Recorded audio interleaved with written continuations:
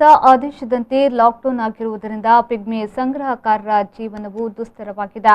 ಒಂದು ತಾಲೂಕಿನಲ್ಲಿ 100 ರಿಂದ 150 ಸಂಖ್ಯೆಯಲ್ಲಿ ಪಿಗ್ಮಿ ಸಂಗ್ರಹಕಾರರು ಇರುತ್ತಾರೆ. ಅಂತೆಯೇ ರಾಜ್ಯದಾದ್ಯಂತ 1000 ಸಂಖ್ಯೆಯಲ್ಲಿ ಪಿಗ್ಮಿ ಸಂಗ್ರಹಕಾರರು ಇರುತ್ತಾರೆ.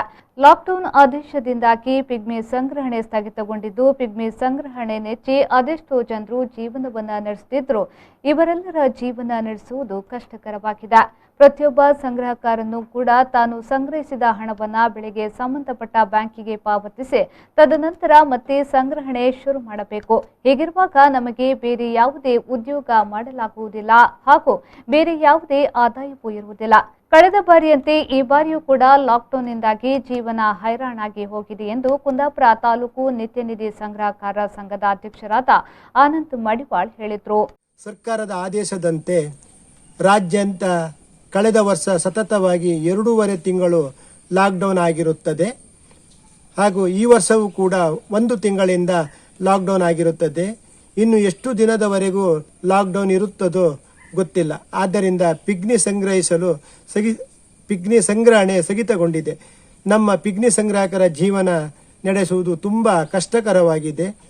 ಬ್ಯಾಂಕಿನ ಏಳಿಗೆಗಾಗಿ ನಮ್ಮ ಸ್ವಹಿತಕ್ಕಾಗಿ ನಾವು ಹಗಲಿರುಳು ದುಡಿದು ಪ್ರತಿ ತಿಂಗಳಿನಲ್ಲಿ ಬಂದಿರುವ ಕಮಿಷನ್ನಲ್ಲಿ TDS ಮೂಲಕ ತೆರಿಗೆಯನ್ನು ಪಾವತಿಸುತ್ತಾ ಇದ್ದೇವೆ. ಆದರೂ ಸಹ ಪಿಗ್ಮಿ ಸಂಗ್ರಾಹಕರಿಗೆ ಇದುವರೆಗೂ ಸರ್ಕಾರದಿಂದಾಗಲಿ ಅಥವಾ ಸಂಬಂಧಪಟ್ಟ ಬ್ಯಾಂಕ್ ಕೋಆಪರೇಟಿವ್ ಸೊಸೈಟಿಗಳಾಗಲಿ ಇದುವರೆಗೂ ಕೂಡ ಯಾವುದೇ ಒಂದು ಪರಿಹಾರ ಸಿಗುತ್ತಿಲ್ಲ. ದಯವಿಟ್ಟು ನಮ್ಮ ಸರ್ಕಾರದ ವತಿಯಿಂದ ಶಾಶ್ವತ ಪರಿಹಾರವನ್ನು ನೀಡಬೇಕೆಂದು ವಿನಂತಿಸಿಕೊಳ್ಳುತ್ತಾ ಇದ್ದೇವೆ. ಕೋಶಾಧಿಕಾರಿ ಕುಮಾರಸ್ವಾಮಿ ಅವರು ಮಾತನಾಡಿ, ಪಿಗ್ಮಿ ಸಂಗ್ರಹಣೆಯೇ ನಮ್ಮ ಜೀವನಾಧಾರವಾಗಿದೆ.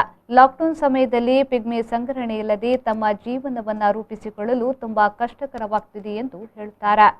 ಕೋವಿಡ್-19 ಪರಿಸ್ಥಿತಿಯಲ್ಲಿ ಪಿಗ್ಮಿ ಸಂಗ್ರಾಹಕರ ಕಡೆಯಿಂದ ಜೀವನ ನಡೆಸಕ್ಕೆ ತುಂಬಾ ಕಷ್ಟ ಆಗ್ತಾ ಇದೆ. ಇವತ್ತಿನ ಪೆಟ್ರೋಲ್ ದರ ಕೂಡ ತುಂಬಾ ಜಾಸ್ತಿ ಇದೆ. ಮತ್ತೆ TDS ಕೂಡ ವಾಪಸ್ ಸರಿಯಾದ ದಿನದಲ್ಲಿ ವಾಪಸ್ ಬರ್ತಾ ಇಲ್ಲ. ಆದ್ರೆ ಈಗ ಎಲ್ಲ ಲಾಕ್ಡೌನ್ ಆಗಿರೋದ್ರಿಂದ ಜೀವನ ನಡೆಸೋದಕ್ಕೆ ಅವರ ಆ ವೃತ್ತಿಯನ್ನು ಬಿಟ್ಟು ಬೇರೆ ಏನೂ ಮಾಡದ ಪರಿಸ್ಥಿತಿಯಲ್ಲಿ ಈಗ ಅಸಹಾಯಕರಾಗಿ ಈ ಒಂದು ವೃತ್ತಿಯನ್ನೇ ನಂಬಿಕೊಂಡು ಕೂತಿದ್ದಾರೆ. ದಯಮಾಡಿ ಸರ್ಕಾರದ ಕಡೆಯಿಂದ ಈ ಎಲ್ಲ ಸಮಸ್ಯೆಗಳನ್ನ ಗಮನದಲ್ಲಿಟ್ಟುಕೊಂಡು ಪಿಗ್ಮಿ ಸಂಗ್ರಾಹಕರಿಗೆ ಸರಿಯಾದ ಜೀವನ ಕ್ರಮ ರೂಢಿಸಿಕೊಳ್ಳಲಿಕ್ಕೆ ಮತ್ತೆ ಆರ್ಥಿಕವಾಗಿ ಅವರು ತುಂಬಾ ಸಬಲರಾಗಿ ಇಲ್ಲದೆ ಇರೋದ್ರಿಂದ ಅವರಿಗೆ ಸಹಾಯಧನ ಅಥವಾ ಸರ್ಕಾರದ ಶಾಶ್ವತ ಪರಿಹಾರಗಳನ್ನು ಏನಾದರೂ ಮಾಡಿ ಅವರ ಒಂದು ಜೀವನ ನಿರ್ವಹಣೆಗೆ ಸುಲಭವಾಗುವ ತರದಲ್ಲಿ ಒಂದು ಕ್ರಮಗಳನ್ನು ಕೈಗೊಂಡು ಈ ಒಂದು ಕೋವಿಡ್-19 2 ವರ್ಷಗಳಲ್ಲಿ ಕೂಡ ಅವರ ಜೀವನ ತುಂಬಾ ಕಷ್ಟ ಆಗಿದೆ. ದಯಮಾಡಿ ಈ ಒಂದು ಕೋವಿಡ್ ಸಂದರ್ಭದಲ್ಲಿ ಅವರಿಗೆ ಏನಾದರೂ ಸಹಾಯ ಸರ್ಕಾರದಿಂದ ಸಿಗುವಂತಹ ಸಹಾಯ ಸವಲತ್ತುಗಳನ್ನು ಕೊಡಬೇಕು ಮತ್ತೆ ಇದಕ್ಕೊಂದು ಶಾಶ್ವತ ಪರಿಹಾರವನ್ನು ಕೂಡ ಕೊಡಬೇಕಾಗಿ. Raviraj, V4 news, Kundapura.